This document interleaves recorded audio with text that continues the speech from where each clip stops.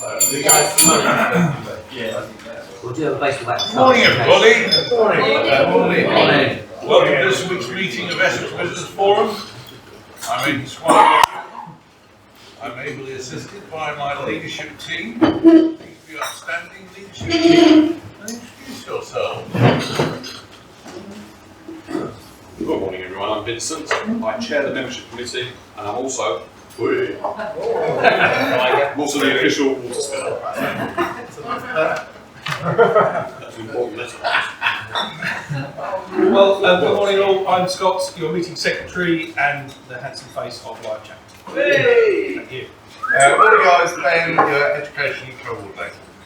And good morning everybody, I'm Terry and I deal with membership and recruitment. Thank you very much. Please be seated.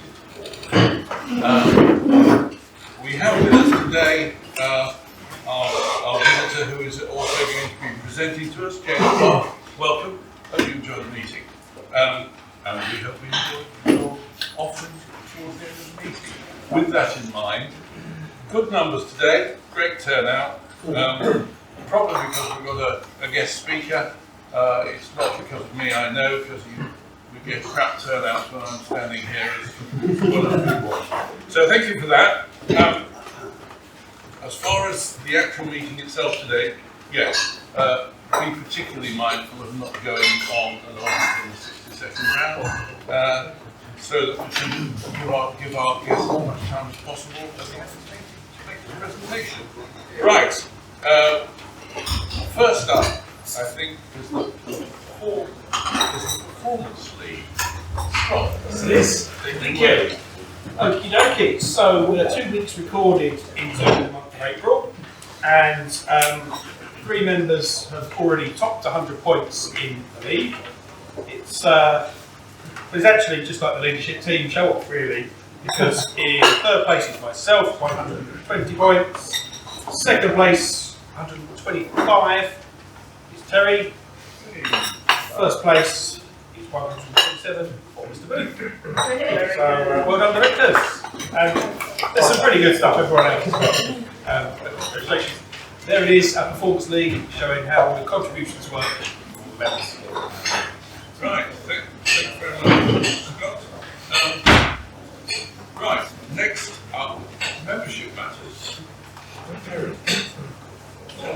you very much. Good morning again everybody. So membership matters, we haven't got any renewals at the moment, but there are some coming up, but we do have a new member whose membership who applied and taken a little while to deal with the membership committee because we scrutinise these things carefully. But our new member is Chris Wish, the builder. He's not here today, unfortunately. He'll be here next week. We'll get the tar and feathers out and we'll welcome him forward. Yeah, so nice to be able to announce a new member. You've hopefully got Chris's card when he comes next week. Bless you. When he comes next week, we can all grab one of his cards. Thank you very much, Terry. That's great. New member. We look forward to that next week. Right, actually, I will stand to address you again, as you all deserve it. We're heading for the 60-second round. Your chance to put forward your business in a good light in 60 seconds, but only in 60 seconds.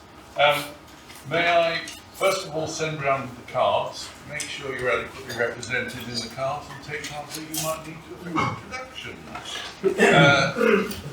Vincent Arbella, after 50 seconds you'll hear, and after 60, you'll hear that. When you hear that, wind up and sit down, and as I say, if we can be prompt and on time, we can get through that round promptly, but not without giving you the opportunity to make the point that you want to make about your business. Right, that's going around. Now, I have to also announce the new box. Through the wonders of technology, so thank you very much, Blake, for that. Well done. It's going to have a logo on it. I had a few issues with the printer last night. Mainly the mission logo tool. One of the things that you will notice is that these pieces of paper fit in really neatly. So you can right, let's get on with the 60-second round. Yeah, right, now, Last week's Oscar winner was Stuart, but I understand that he has devolved his duties to Vince, or so it appears. Is that right? Yes. I should have won anyway last week, to be fair. Vince will be listening out very carefully and will award the Oscar at the end of the round. Let's get on with it straight away then. Because Vince is first, or because Vince is awarding it, he is going first, so he has time to consider what order you say. After Vincent will be Chris. So, Vince, take it away. Alright. Vincent from Speedprint, based in Gaxhill for a very long time. I'll ask you a question. Interlocking or glued? What's the general? Interlocking. Interlocking. Okay. This is an interlocking presentation folder we've just done. I should say. It comes in flat like that, and it's a little bit cheaper for the customer because they've got to assemble it themselves. If they've got a little bit more money to spend, they can have a glued one. That's a glued pocket, everyone, with 5 millimeters of capacity as well. So that's presentation folders for you.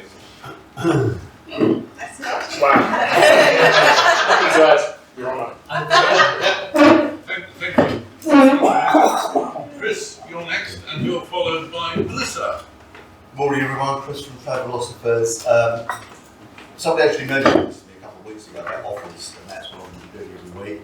If anybody's interested, anywhere, UK, around the world, they want to find out a bit more information on, if there's any opportunities on. This week is Jamaica. There's some really good options around at the moment. Adults only, all inclusive, 4-star hotel, on the beach, 7 nights inclusive, in a premier guest room, beachfront, direct flights from Heathrow. You get a 30% hotel discount when you leave as well, for your bar bills and everything else on top of that. Shared transfers, departure 25th of August, as long as you go between the 25th of August to the 31st of October, flying Virgin Atlantic at 1499 per person, that's just under £1,500 per person. So I will start sending these around by email. If anyone wants any information, just grab me up, I'll let them know. Thank you.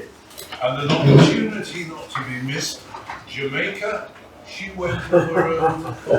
Thank you. Right, Melissa, you're next. Clara. Good morning, everyone. I just thought I'd tell you this morning a bit about a client that we've been dealing with. Some of the things that we do, clients are voluntary arrangements, which enables a business to continue.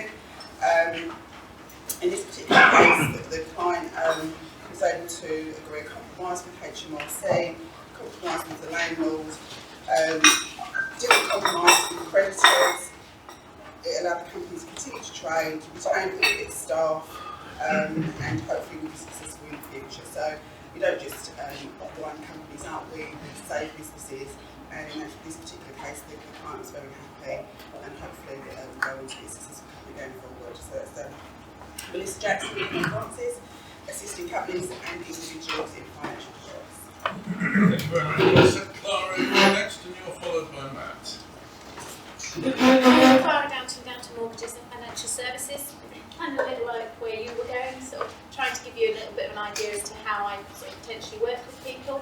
So I think a lot of people kind of really don't understand sort of what they might be able to do. And I've had a few clients recently who have built up a little bit of debt and then kind of want to understand what their options are. So what I can really do is kind of look at what they've currently got, what they are hoping to achieve, look at the costs of all of that, and then come back to them with suggestions, but also put into all of that, you know, what is the difference if you add it to your mortgage, how much extra will it cost you over that period? So really making sure that people understand, you know, what the changes are, what the impacts are, so that they can make educated decisions as to whether or not they want to take a particular action or not. So it's not just, okay, this is your new mortgage, but it's really talking through what the right options are for the client. So if you know anyone who needs any help, down to mortgages and financial services. Thank you, Clara. Matt, you're followed. Good morning everyone, Matt Parry from Blue Seraph.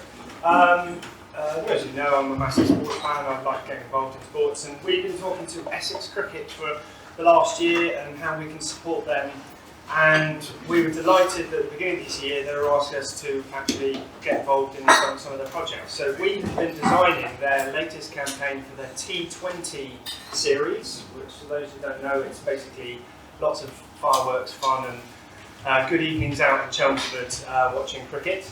And we are really delighted with the progress and the outcome, and so are they. They said they haven't had as good a creative and campaign ever. So we've really got off to a flying start.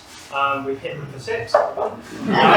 And we are also talking to them about how we can add extra value, and I think that's what we always deliver with our clients. We're talking to them how we can make the most of their digital signage to really bring this creative to life around the stand, but also locally within the local area. So really, really proud of the team and their work on that. Thank you very much.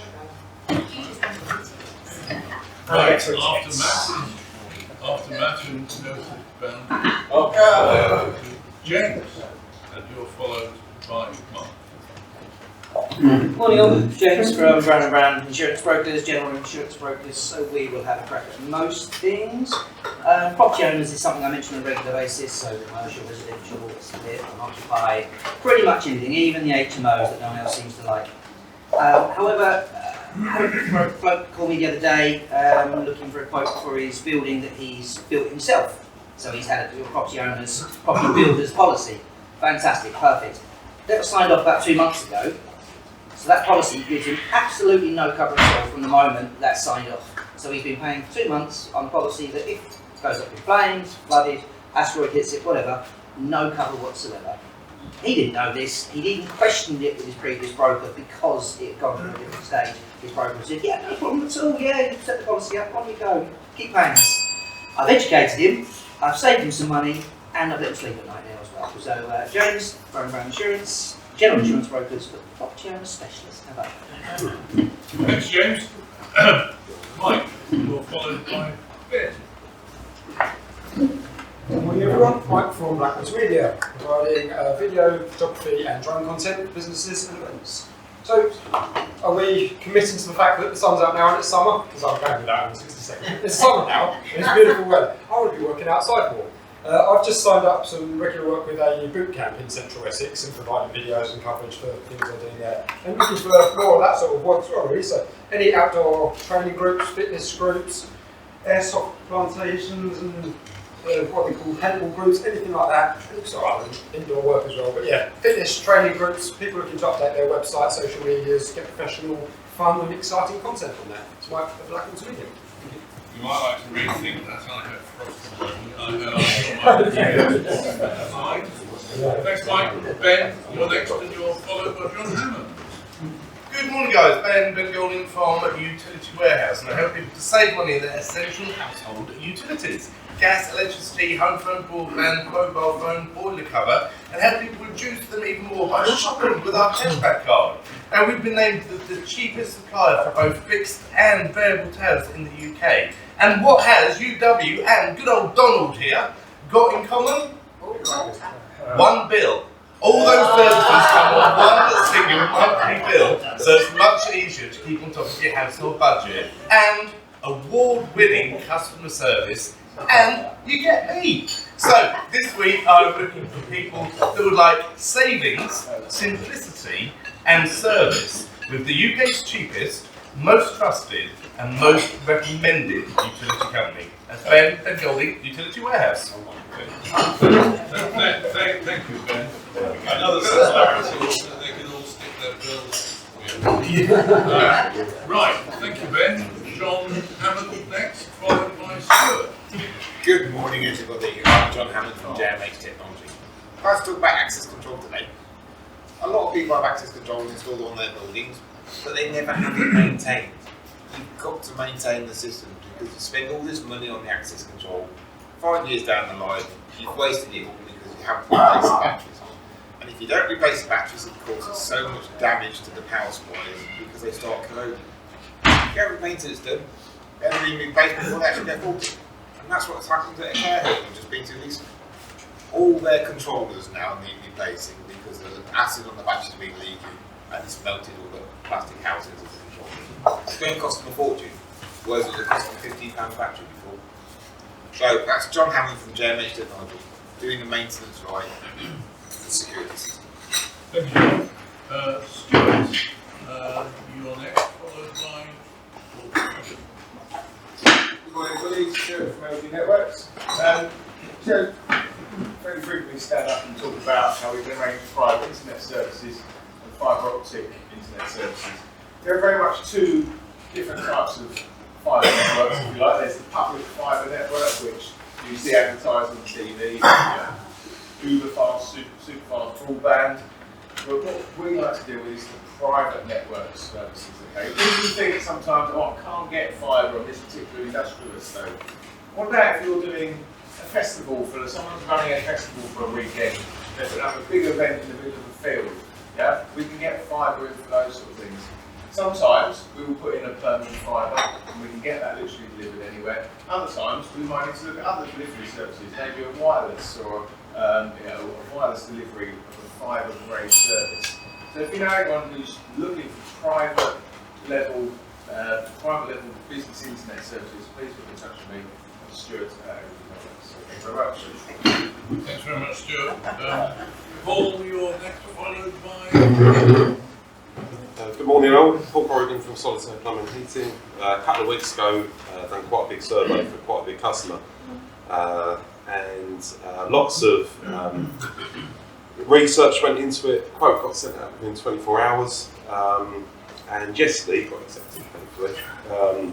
So the things they're asking for now, they're asking for company accreditation, company qualifications, individual engineer qualifications, our insurance details. They're asking for risk assessments for the 3 properties we're working on, method statements, and within half an hour they had it all. A date put forward, hopefully start work, but that's what we offer. We are big enough to trust, small enough to care, whether it be for Mrs. Smith down the road with a dripping tap, or whether it be for a big company like this offering lots of work. So yeah, repair and install, we do it. So I'm Paul from Solitaire. Thank you very much. Nick, you're followed by 2. Good morning, my name's Nick. As you know, I'm a structural engineer. A lot of my time is spent designing scheme buildings and the like. Today I'm doing structural inspections. Straight after me, I'm going to Navestock to look at an old timber frame cottage that's got a serious structural problem. After that, I'm going to Collier Road to look at a house with a major damp problem. After that, I'm going to Southminster to look at an agricultural building that the client wants to convert to a house. Between that, I'm dropping off some furniture at the Lighthouse project. So it's a busy old day for me. That's some of what I do. Any questions, please ask me after the meeting. Thank you. Thank you, Nick. We'll leave it early then. Right, Nick has just gone, so Toby is next, and he's followed by Andy. Morning everybody, Toby Anderson, personal business mentor and motivational strategist. I've had a very interesting week. I had breakfast with Fran Brown Neal, some of you remember, on Friday, together with some of her team and some other people, it wasn't just Fran. And then I had a meeting with a couple of very excited ladies who want to open a cat cafe. I've been in touch with a lady who's got a very grumpy teenage son who's totally demotivated, who just can't be bothered to do anything. So I'm going to help him with motivational map. I was yesterday, today and tomorrow I'm in Luton training a bunch of M&A specialists on using motivational maps. So I'm interested in putting in touch with anybody that's buying or selling a business, grumpy teenagers, cat cafes, and anybody that wants to have breakfast. I'm going to leave early today, so I'll no doubt just slip out quietly and nobody will notice.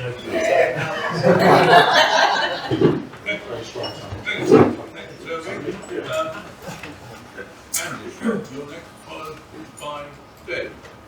I'm Andy from Guardian Hygiene Services. I had a meeting with a health and safety consultant yesterday to get on board with him, or just give a repercussions of not having any risk assessments in place with Lidella.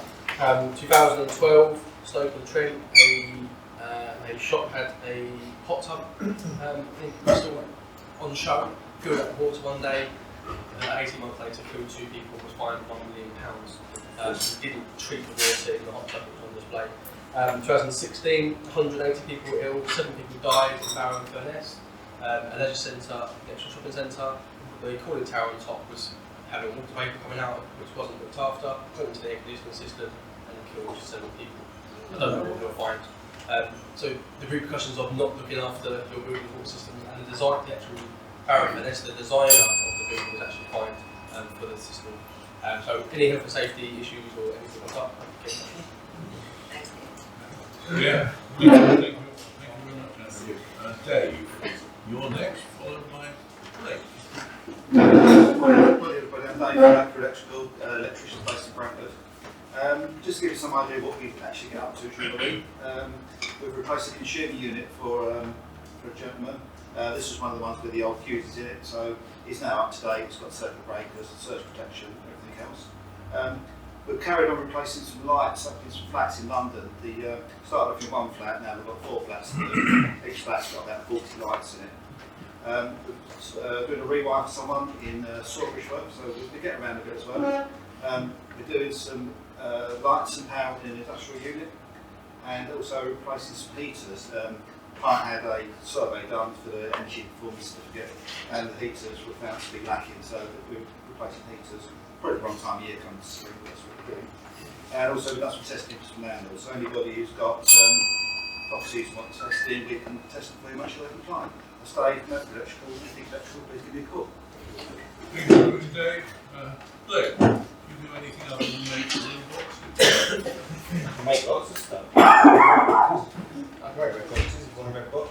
Make a green box. Have you started? Yeah, well. Blake from Ammo, your airsoft and outdoor gear supply store. Just new products coming into the shop this week, which is a Duke of Edinburgh recommended ration pack. So anyone doing D&B who needs ration packs, we can now supply them, as well as sleeping bags, tents, hoodies, rucksacks, camping stoves, everything for someone to complete a D&B. We can now supply. And the shop's going well, and it should be built by the end of April. So I'd like you to come and see when it's all done. Thank you. That's great, thanks Blake. Tina, you're followed by Leanne. Good morning everybody, my name's Tina, my company's called FORTIFIED. We offer a secretary and admin service based in Essex, but have a local location. I'm looking for people that have been out and about visiting their clients, but by the time they get back to their office, it's too late to type reports up or send invoices, or even rearrange appointments. That's where I can come in. So if you know anybody that's stressed out and they need help, pass on my details because I'll be happy to help them. So it's me, Tina, Liberty Executive Services. I'm not a 9 to 5, start to finish. Tina, Leanne, you're followed by Terry. Good morning everybody, I'm Leanne from Interiors and I'm your friendly interior designer. So I can design one room to a whole house and I can make you fall in love with your space again.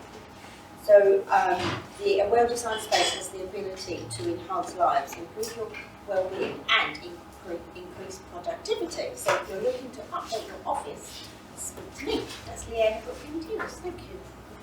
Thank you, Leanne. Terry, you're followed by Scott. Yeah, thanks very much, Aidan. Good morning, everybody. It's Terry Bailey from TM Law Solicitors. It's been a quiet week this week, but even though it's been quiet, I've got 3 different matters I've taken on. One is a debt for a small local company, smallish debt, and I'm going to charge them a smallish fee. That's what I do to help small local businesses. I've got a personal injury case where a man was on an oil rig in offshore, I think Aberdeen, serious arm injury. Probably not going to be able to use that arm very well again, so life-changing injury, so I'm dealing with that and seeing him tomorrow. And also the landlord and tenant inquiry, again from these letting agents, Quirks in Billerica, get a lot from them. And a lady wants her property back. She's tried twice to do it herself, and so 3rd time lucky, she thought she'd give me a try. That's a mixture of the sort of things I do. If you hear about any of those things on your travels, you know whose details to give them. Terry Bailey, TM Law. Thanks, Terry. Scott, you're followed by me. Okay. Good morning everyone. I thought I'd talk to you today about something I don't mention quite so much, and that is training. I'm spending the day today running a training workshop with one of my favourite clients. Your favourite Yeah. So I'm down at Matt's for the day, training the team on how to do more. Now it could be a full-on workshop where today we're going to cover just about everything, and Matt's team are going to learn how to essentially build websites. But it could just be as simple as, how do I log in and put up a new blog post or a new article? How do I update my case studies? A new picture to the photo gallery. So simple, easy, regular content maintenance, all the way through to actually you design and build it, and then I'll take over and manage the thing myself. So if anyone just wants to have a bit of an understanding on how to manage and enhance and look after your own website, then of course I can help you do that. Whether I made it or not, I can certainly help you out on that side of things. I will be followed by Jane Hayden Swart from TN Law. Yesterday I went to the dentist. I had to make an effort to make the appointment. I certainly cancelled it once or twice, but when I finally got there, it resolved my issues. It made sure my teeth were on the right track, if you can have your teeth on the right track, and I know I won't lose my teeth. Good. So, seeing me is a bit like that. If you're looking into a business with someone, going into business with somebody, buying a company, entering into a lease, or making a will, ignore it, and you'll end up with serious problems.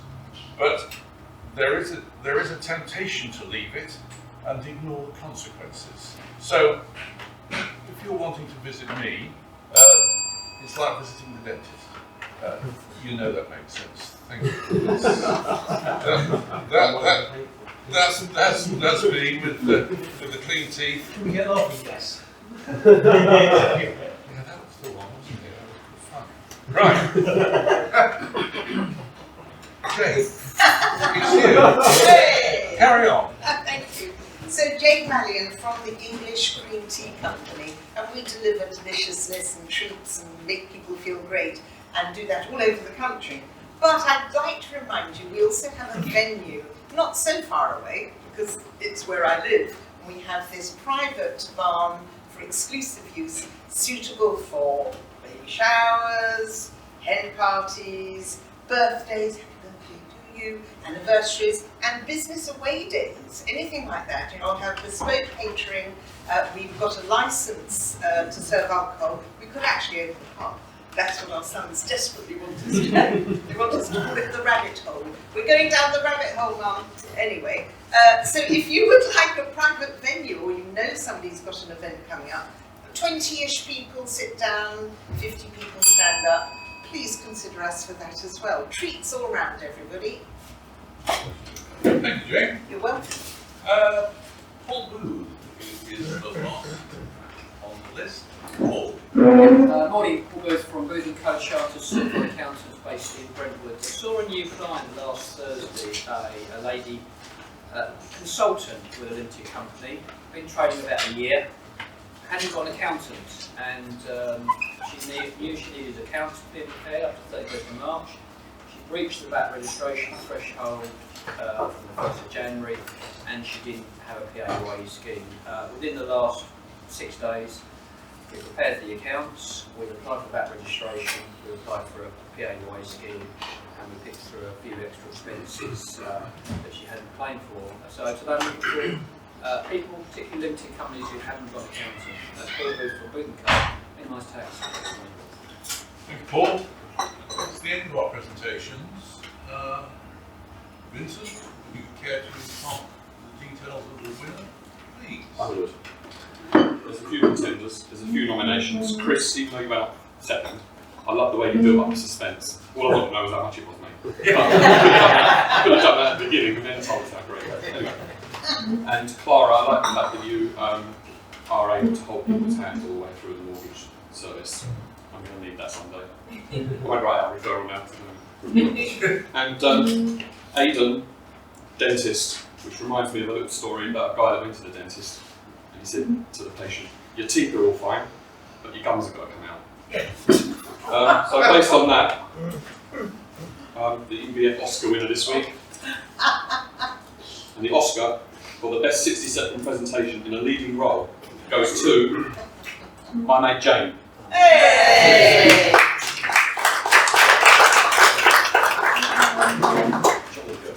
Thank you, sir. Thank you. Well done, Jane. Thank you very much, Vincent. Right. 60 seconds over. We move on. Meeting. What have we got? I must commend this new box. It's great. It's when they arrive here. They're all very neat and ordered, just off the couch. Lovely. So, 21 new referral opportunities recorded, almost one each today. So well done for putting those in. About £10,000 worth of business recorded since last week. About £10,000 recorded last week and the week before that. So a nice steady set of numbers going through. Do of course remember, especially our newest members, make sure not only are we filling out paper forms today, but making sure they're going through on the virtual forms as well. That's the most important thing. That's all Melissa. Thanks, John. Right.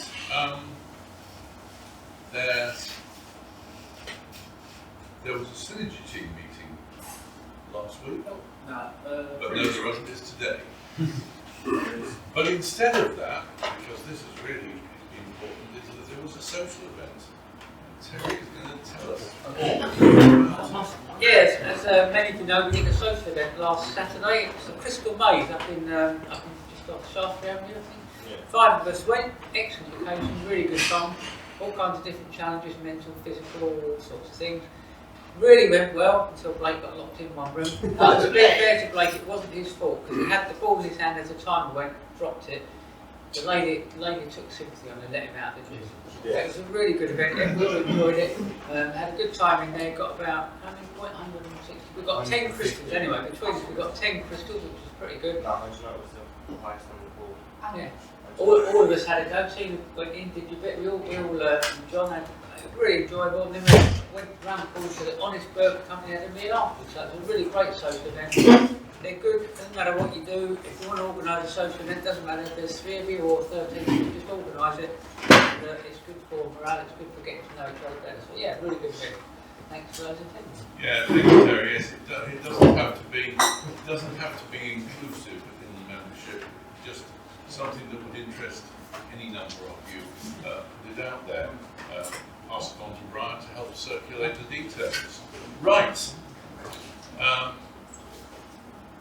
Have you, at this stage, we're approaching what would be the 10-minute presentation. We are going to give this over to James to talk to us about it. But before we do, Ben, give us some information about the 10 minutes. So going forward for the next few weeks, obviously I sent an email around yesterday. A lot of people can't do what they're listed for, so there's been quite a few things swapped around. So we'll get another email later today. So next week we've got Harold doing the 10 minutes, and I'm down to the end slot. However, if I've got my pre-op, then it will be Neil filling in. I'll find out later today. Into May 2nd is Mel doing the 10 minutes, and Paul, we've got you down to the education slot. At the moment, the 9th of May is Chris, and I'll be doing the education slot, and then the 16th, Leanne, we have you down to the 10 minutes, and Nick doing the education slot. Might have to swap you two around if that's okay with you. There. So, when it is your turn to do 10 minutes, please go to the website, download the bio sheet, and get it to me a day or two beforehand. Remember that it's 8 minutes for your presentation to allow 2 minutes for questions. And if you can't do your presentations, please let me know. We will do our best to try and swap things around for you. And so now, just going to kill time. Is he gone? No, he's gone to the Yeah. So we've got a choice. We're going to wait for him or we join him out in the gym. While waiting, and Mike said it about when I showed the cricket thing and talking about events. Who would be interested in going to a T20 match? Yeah. Okay, so I'll put some names down. Excellent. And also, afterwards at the Synergy meeting, which is today, James has said he can stay, so if you've got any in-depth questions, you'd be able to answer them, we'll move to our synergy position for that.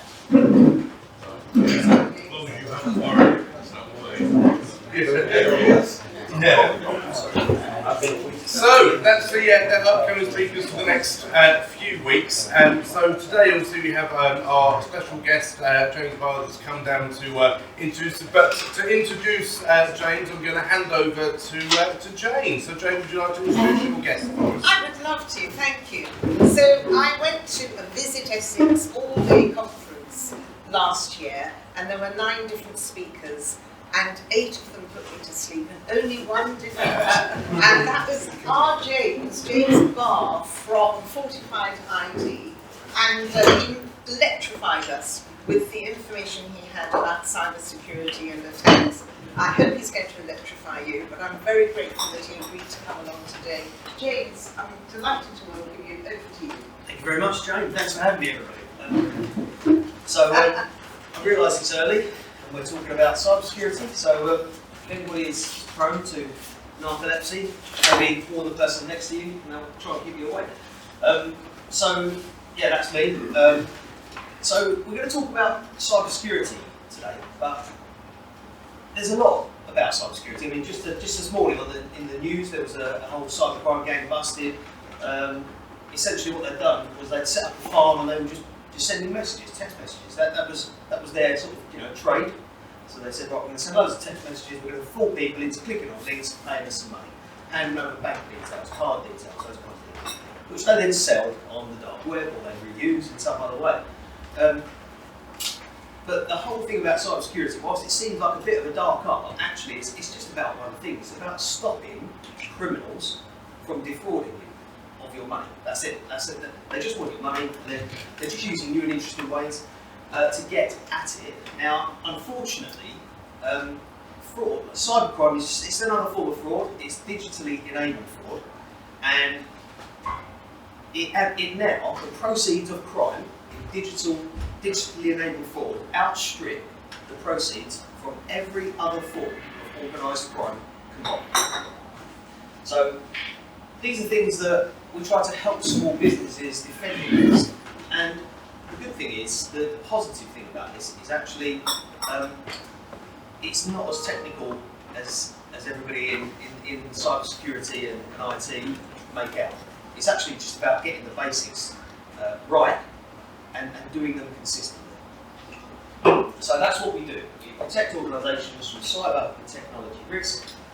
And if you think about it, actually you've got technology related risk in whatever you're doing related to technology, even including investing some money. People think, actually, I'm pretty good. I don't scrimp and save. I actually invest in my IT. As a small business, that's one of the biggest risks, technology-related risks we face. So we were talking to a betting chain, and they wanted to replace all the kit in their stores, and it was coming to about 75 grand. And they said, oh yeah, what are these new PCs? We said, okay, so fine. You've come and you've asked us for these PCs, and this has nothing to do with cybersecurity, by the way. Technology risk is related to. And we said, okay, but where are these things going? And they said, well, they're going in the shops. They go to the cashiers. They use them. Okay, right. So. Yeah, but how deep are these counters? And they said, oh, some of them are like 300 mil. I was like, so what if the PC doesn't fit? And they said, oh, we'll put it on the floor. I said, so what if you have a leak or someone spills a drink? And they went, oh yeah, that does happen. Okay. So maybe we'll just get you the right kit. A mini PC strapped on the back of the monitor, wireless, one power cable going into the monitor, another cable looping out into the screen, you're done. No risk, no fun. We said, what apps do you use on it? They use one app. One. Smaller screen. Less space. There's no trip hazard. All of it, absolutely brilliant. So then they said, I said, right, okay, when can we get this stuff in? And I said, okay, so we've got the money. I said, okay, next question is, why are you buying? Why are you spending £75,000 on PCs? And they said, what do you mean? I said, why don't you just lease it? And they said, well, it's better to own it, isn't it? Okay, why? And they said, well, just lease, isn't it? And I said, well, no, because if you spend £75,000 on hardware, that is 75 grand leaving your account and going into your supplier's account. You hit a major bump with your business in the next sort of 3 years. That working capital might save you. Instead, pay £2.5 grand a month. If you go under and you still owe the lender money, they're not getting the money because you don't exist anymore as a business. You're done. But actually, that working capital can stop you from going under, and the kit is worthless at the end of the lease anyway. So don't buy it. Spend that 72.5 grand that you saved right at the get-go on revenue generating activities. So technology risk is what we're all about. We make businesses more resilient, not just to cyber threats, but to any kind of risk related to your technology. We do that through aligning your strategy to, and I'm pointing because I've got it later, aligning your strategy to your business, to underpin your business objectives, architecting your right solutions, procuring them in the most efficient way for you, implementing them aligned to the vendor's best practice, because if you do that, you don't get many issues. We can then support you when issues do arise, and then we can secure you. But the result, what we're looking for here for SMEs is less stress and more profit. We'd all like that, wouldn't we? So, we've got to address the elephant in this presentation. We are focusing on cybersecurity, and it's how to build a cybersecurity strategy at zero cost, and which is a bit weird because we sell cybersecurity. So why would we tell people how to get cybersecurity at zero cost? Well, there's three reasons for this. The first is, slightly off the page, but I think we're okay, yeah. So there were 5.5 million private sector businesses in the UK at the start of 2022. Notice this figure here at the bottom. Only 7,700 of them employed more than 250 people. And what are you if you employ less than 250 people? An SME. So 99.86% of all UK businesses are SMEs. SMEs are the economy in the UK. That's the first reason. Second reason is we lost 500,000 businesses to the pandemic. And you'll notice from this graph, it's difficult to see, but again, I'm pointing. I've got a laser. Why am I doing that? Let's go back. All right, so this one here, in this graph, you'll see 5.5 million is there. 2016. That's how far back the pandemic set us in terms of growth in the UK. So, but we're not talking about big businesses. We're talking about SMEs. These people are our friends. They're our family members. They're people we grew up with, went to school with. Yeah, we played run-outs with. Yeah, when we were kids on the street. And because SMEs represent such a massive proportion of businesses in the UK, they probably actually play a part in our children's futures. 500,000 we lost to the pandemic. So the second reason is I am a small business owner. I don't want to see any of you guys in distress. Why would I? You know, none of us, even if we are directly competing against one another, there's 5.5 million private sector businesses. There's more than enough to go around. We're all just trying to put food on the table, look after our families, and just enjoy life a little bit. So that's the third reason. I hate criminals. They're so amazing. So they steal people's stuff. Okay, that's all they are. Just because they're doing it from a computer and they don't have to go in wearing a ski mask, toting a sawed-off shotgun these days. They don't need to do that. They can relieve you of your hard-earned cash in far easier, far greater ways in terms of volume, and at far lower risk for themselves. So today we're going to have roughly 3 kinds of attendees. It's actually going to be easier for me to say is that better? Is that okay? Yeah. Okay, so today there's going to be people in the room who've got neither the skills nor time to do this stuff for themselves. There's people who are going to have some skills but no time, and those who've got both. So actually, if you've got no skills or time, we can help, and that's a win-win. So remember, we're talking about the reasons we're telling people how to do their security for free, right? There's going to be those who have the skills but no time, and we can help. Win-win. And then there's going to be those who have the skills and the time. Well, you have the tools to deliver greater business resilience for yourself. Massive win. That's so for me, but like I said, plenty of business to go around. So everyone's a winner, baby. So what's the problem? Okay, what are we actually talking about? The nuts and bolts of it. The NCSC. Hands up, who knows what the NCSC is? Okay, alright. So, in this country, there is a body called the National Cyber Security Centre. They are responsible. They're the UK's authority on effectively information security. Right? So they're there to guide strategy for all businesses, but also to directly protect critical national infrastructure. They are a department of GCHQ. This is a proper outfit. of the people who run the NCSC are top ex-spooks, okay? Cyber spooks. And I don't know why I skipped that. So they said that last year, 2 in 5 businesses suffered a cyber attack. And that was a successful attack, by the way. This one's really hard to understand. I'll try and break it down here. 2.7 million cyber-related fraud, 2.1 million commodity campaigns. I'll explain what that is. So some specifics, okay? I'll start with this because it's less understood. Commodity attacks are those that are volumetric. They're high volume, they're low sophistication. Phishing, yeah? That's the one that everyone's kind of familiar with. Those are commodity attacks. They are incredibly cheap to mount in terms of the campaign, and they need a fraction of 1% to fall for it, for this to earn them literally hundreds of thousands per campaign, if not millions. Ransomware. We all know what ransomware is about. It's been through a bit of an evolution, right? So it started out as, hey guys, your data's encrypted. Oh, that's really inconvenient. How do I get it back? Just pay us some money. Right, okay, so that's extortion. Right, so then you had double extortion, where it was like, we encrypted your data. It's fine, got back up. We've also stolen your data. Oh, okay. What are you going to do with it? We're going to post it publicly. Okay.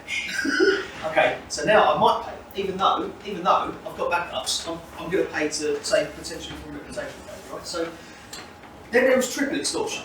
So triple extortion is where they go, we've encrypted your data, don't care, got backups, we're going to sell it. Okay, now I'm interested. Triple extortion is, by the way, not by the way, they don't tell you this, they're going to now go to your customers and they're going to extort money from your customers. So imagine you've got sexual health clinics, we've got, abortion clinics in the States, this was used against. They leak the data online because they refuse to pay.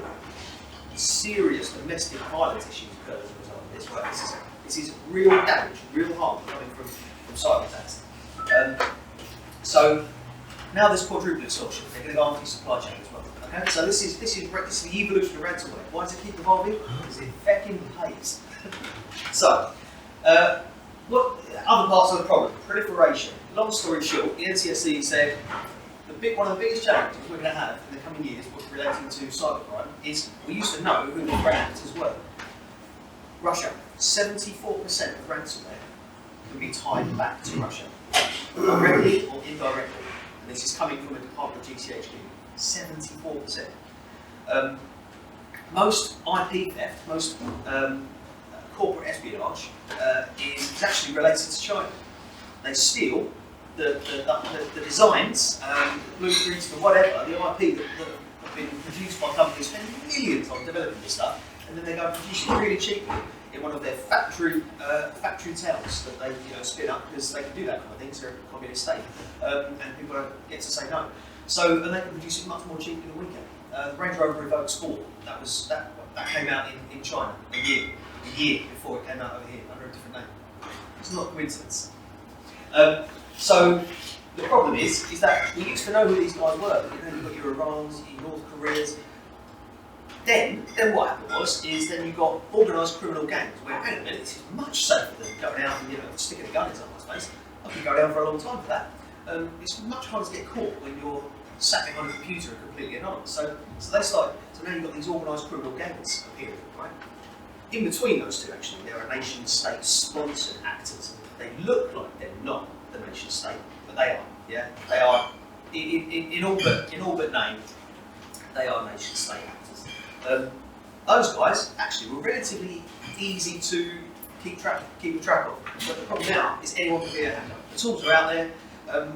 Any one of you here with knows how to use a computer, knows how to use Microsoft Word, you could mount a successful ransomware campaign. Supply chain attacks, you are at risk through your supply chain. It's as simple as that. So businesses who this applies to need to look at their supply chain. Vulnerabilities. Every bit of software that's ever been written has got a vulnerability. A vulnerability is essentially something where it can be misused. It can be used in a way that it wasn't intended to be used. And that's usually to get to data, unauthorised access to data that it wasn't intended by the developers of that software. And every bit of software's got a vulnerability. So you just need to find out where they are. How does it relate to me? What can I lose? What would the impacts be? So that's now. So what's the future? So in the NCSC annual review, Paul Chich, the Director of Operations, said hackers for hire and as a service models. Anybody here use Microsoft 365? Yeah, quite a few. That is software as a service, platform as a service in some cases. You now have ransomware as a service.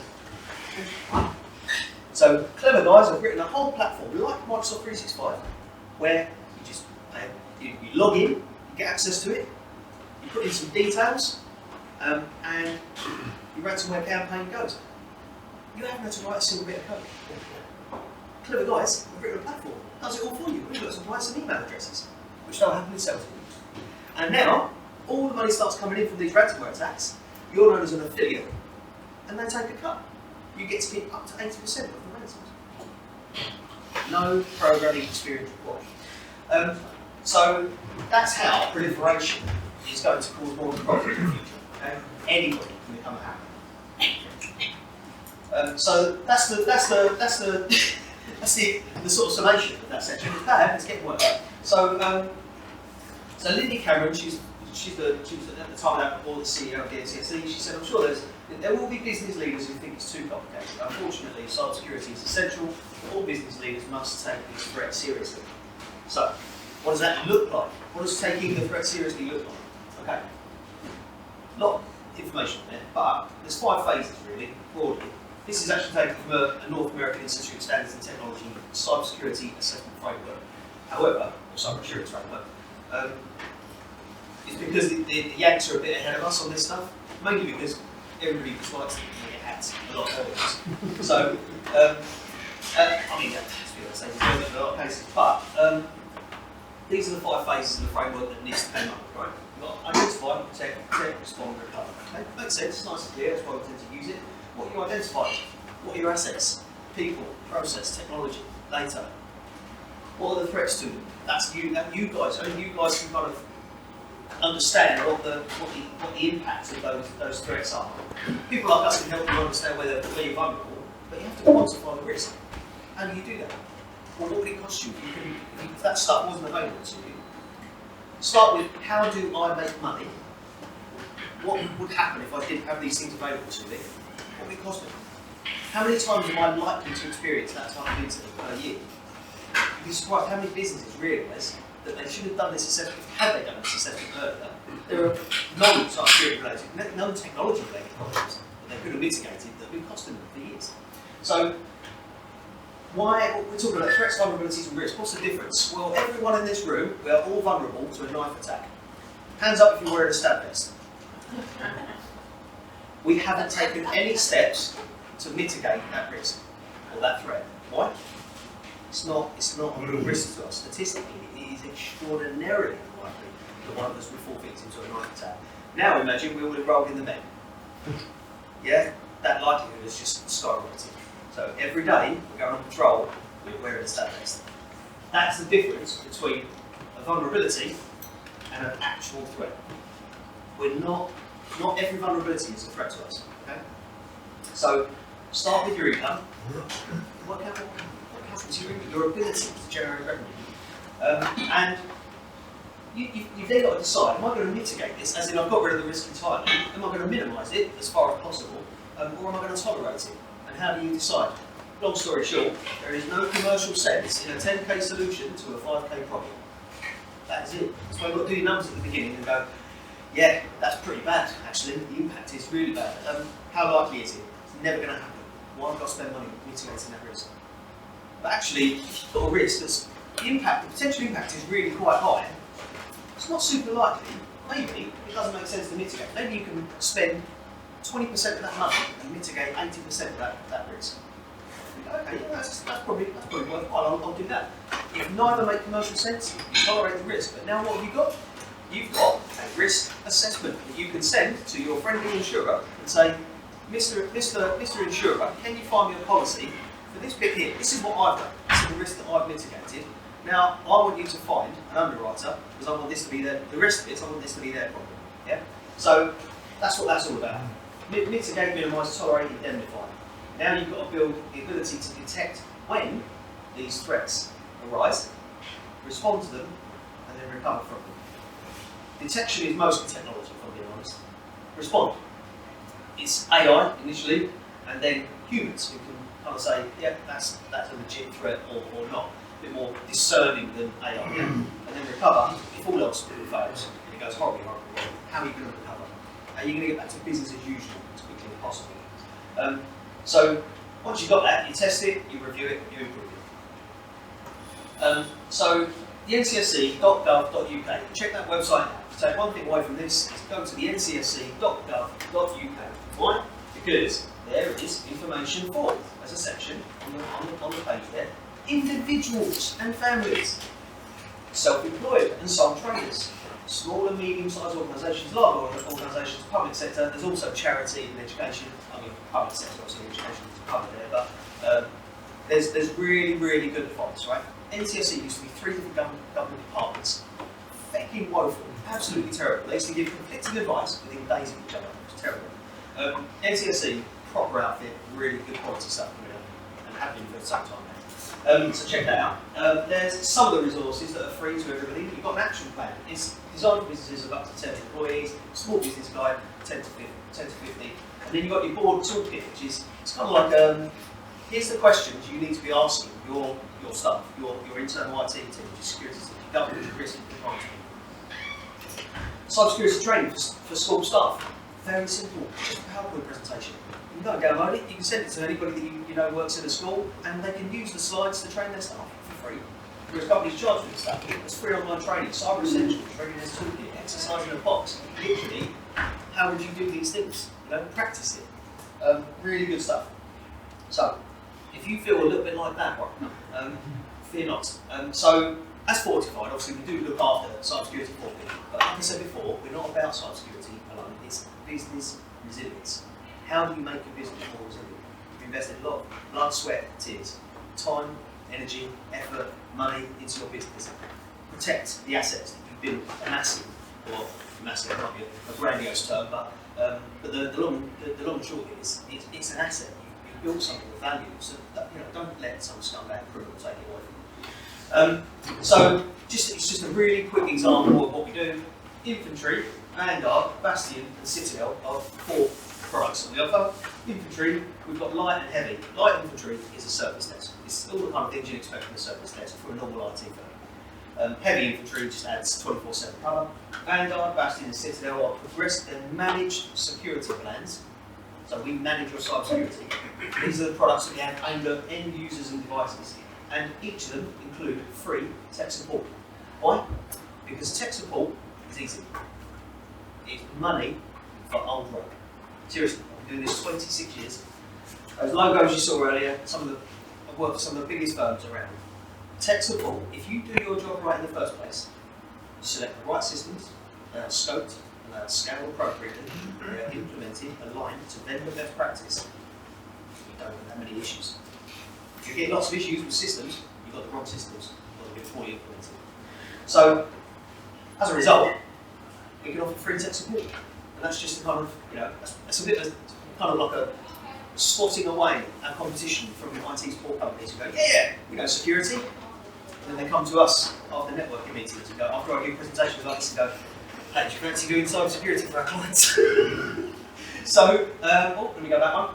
So, 80% of our customers end up on Bastion because it includes tech support, identity protection, endpoint protection, data protection. What do we mean by identity protection?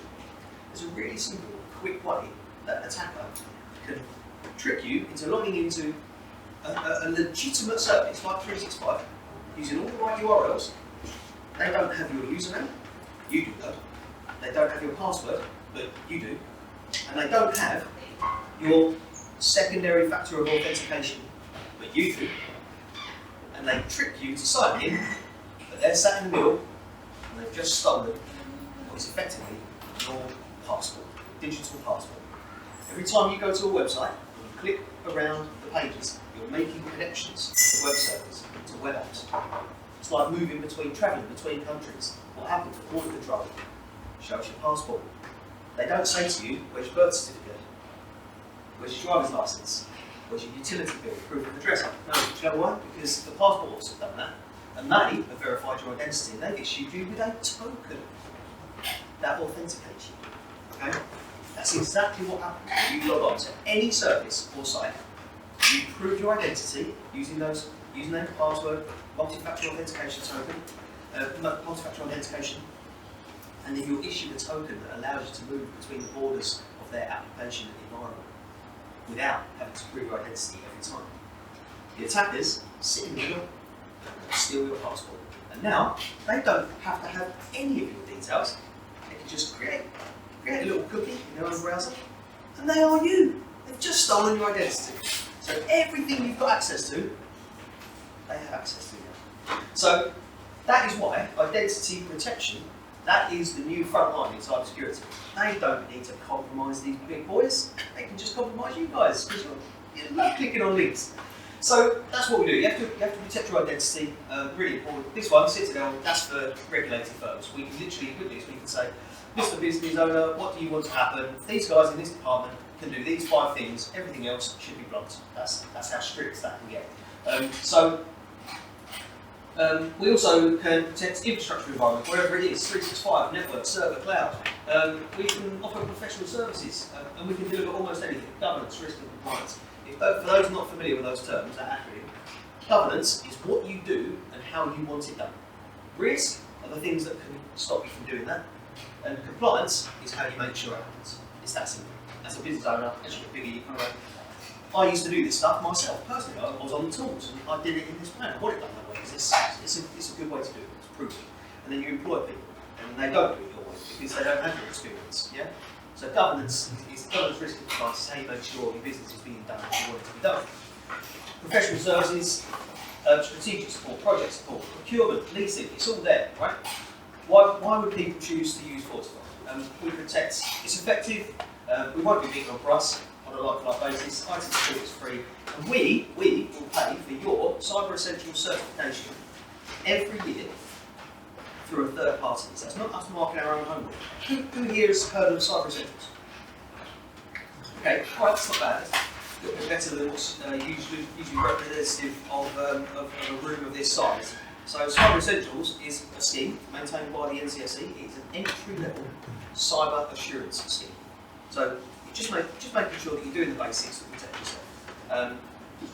Like I say, this is not crazy technical stuff we're talking about. We can get crazy technical, but we're talking about doing the basics, doing it right, and doing it consistently. And that's how you protect yourself from a lot of this risk. You can minimise it massively.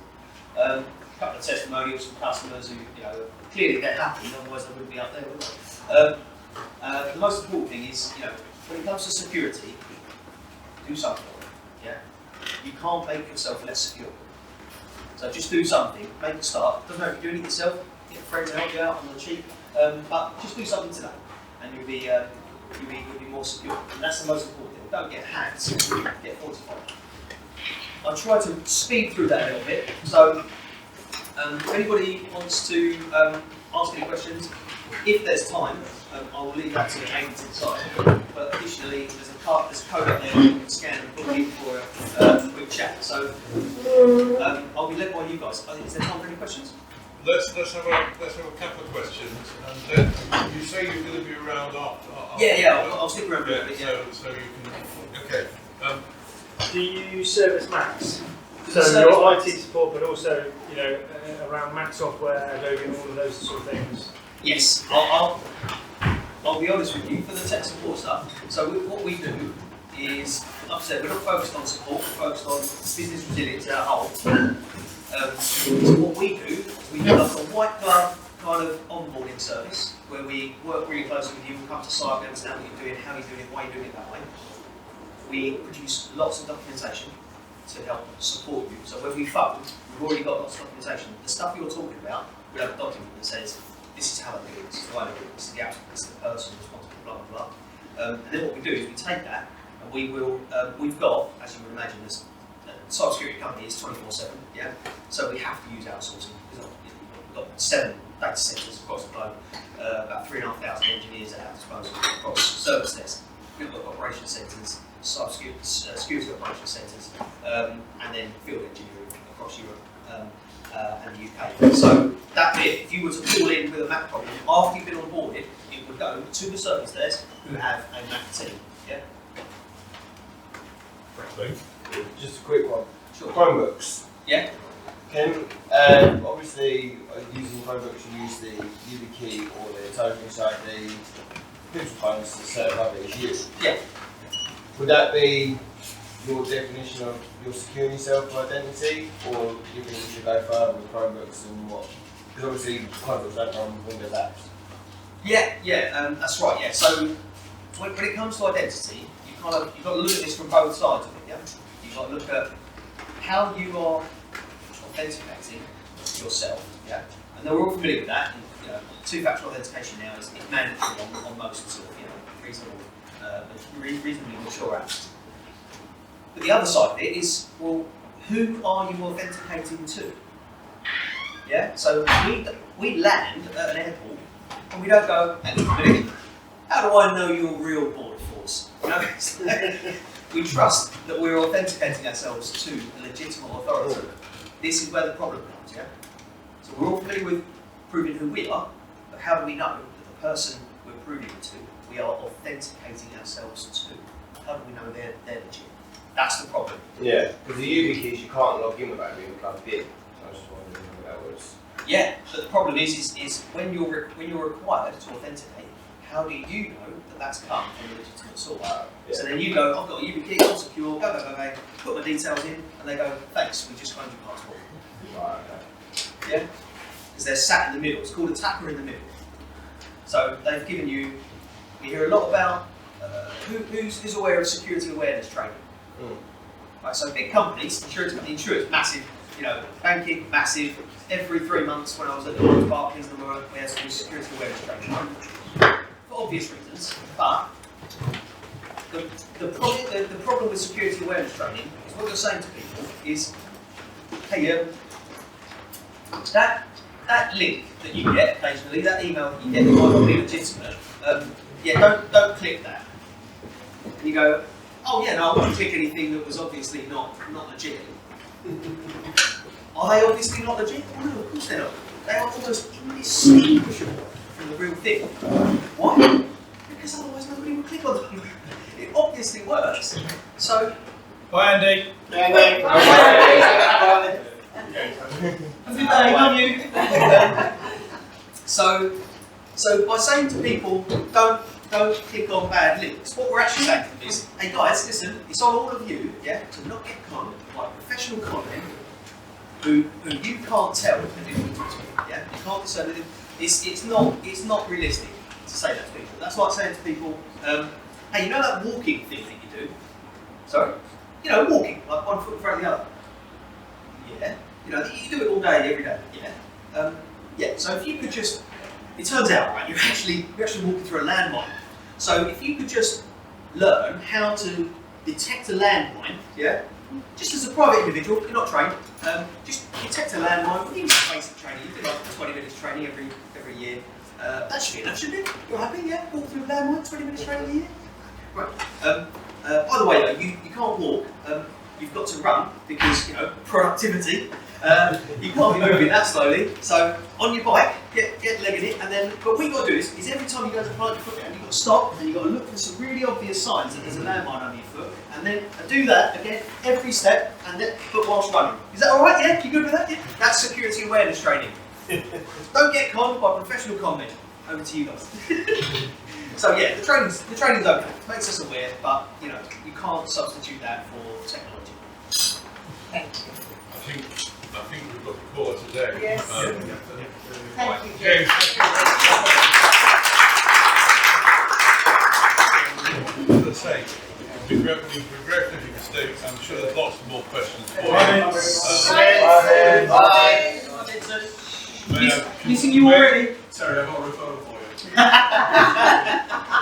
May I congratulate you on your speed of delivery, if nothing else. There's a lot more. Thank you very much for coming to see us. Yeah, no Right, moving on very quickly, we've got our referrals and testimonials round. Let's just whistle stop through this, please, as quickly as possible. No faffing and gabbling and everything else. Save your nice words for afterwards. Paul, can you do the running? Can I go first? Yes, Paul, can you sort him out? Do yours first. Absolutely fantastic, James. Some great analogies there. Some fantastic information and some food for thought. I just made me think I might get some hackers this class. If you know any, you can put me in touch with. That'd be a great referral. Yeah, they're no good to the accountants in the room. They tend not to pay tax. Oh, right, yeah. So a referral to Blake for some BBs, and for James for landlords renewal cover in place. And I send out Thanks, James. Everyone's got to go whiz through this, okay? Because we'll do that. The ones from Scott, it was brilliant. One of the guys came out and replaced by 2 weeks through. Thank you very much, James. Giving you a referral to look at my home insurance renewal. And Scott and I had a one-to-one and a business review meeting to update my website. Thank you very much. Scott. We've got one referral for James, which I spoke about earlier, and 2 months one, number 2, 1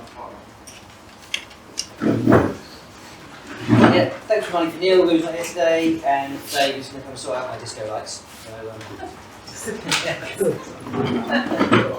you, James, for that. Thank you to Stuart for the money. And also a big thank you to Blake for the jumper. My wife has got it now. She loves it. So thank you. It's just written on his pad, my wife loves it, so I don't know where he's going with it. Brilliant delivery, James. First one. Terry, I've got a referral for you for a personal injury claim from one of my clients who slipped over a very poorly reinstated paving slab following a subsoil investigation. James, I've got a referral for you for professional indemnity insurance for the guy I know who runs the race. That's it. Ex-member Dosh, thanks. Current member Dosh, thanks, not here. DB Youth and Sam Newton, tick you in a minute. Thanks. One-to-one with Terry, Neil, John and Tina. Thank you, Scott. Thank you, Scott, for Joe. Fantastic presentation, thank you very much. Thank you for the stuff I've ordered from me, thank you for the stuff you ordered from the friends. Finance went to Sawhound for a one-to-one yesterday, so I at least have seen you this week, and thanks for the doctor's report on that. Yeah, brilliant, thank you very much. Aidan, there's nothing one that was to think about, hopefully we'll get in touch. Yeah, thanks. Thank you, James. Jane, fantastic time in Amsterdam. Thank you. Yeah, I had one-to-one with Blake, Neil, John and Terry at the time, so ready to read? Just over Clara, the client who one is involved in such job. Terry for debt collection, and Leanne for my good one. Oh, thank you. Thank you. James, really scary. Blake just spoke about that. Yeah. I've James always done office insurance, and one-to-one with 6 of you. That's not Clara and Dave, but the other obviously. Thank you for the one-to-one. Thank you, that was absolutely brilliant. And that's it, thanks. Yeah, that was brilliant. I had one-to-one with Blake, Terry, Tina, Neil. Thank you very much for Tesco Group, Colin O'Connor for Norway, Colin O'Connor for some of our old gas sausages, and in fact, RMK for their game as well. Thanks for that, really good, thank you. Thanks everyone, see you next week. This is to Leanne, a builder, interior kitchen bedroom man. This is to Terry about the company that deals with people that have been harmed.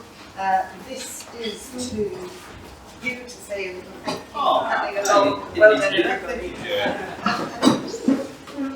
Can I just say yes. Thank you for attending, everybody, and thank you, Jane, for inviting me and looking after me so well this morning. Thank you very much indeed, Jane. May I congratulate you as a group from getting around this 5 minutes. Well done. Absolutely brilliant. Toby was the only one who let us down. Other than that, it was great. I'm obviously going to send you on your way. We had frost on the windscreens this morning. We've got bright sunshine. Before I send you on your way, any quick announcements anybody's got to make? Jane? Just synergy meeting afterwards, probably outside. Yep, I think so. That's great. Right, highlighted the 11th of July for T20. Send you an email now, let me know as soon as, and then I'll let you know the costs. Thanks very much, Matt. Brilliant. Okay, that's good. That'll get around. Right. So that's it. Thank you for your great attendance today. Thank you, James, again, and everybody out and ask more questions there. And I'll see you all next week.